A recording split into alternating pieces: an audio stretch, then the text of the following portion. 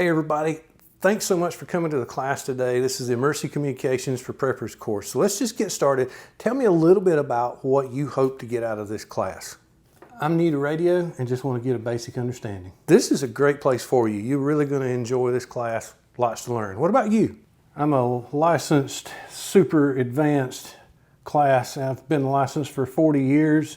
I'm here to make sure every one of you follow the rules and all things ham-fuddery. I'm not sure we're going to get that deep into class, but okay.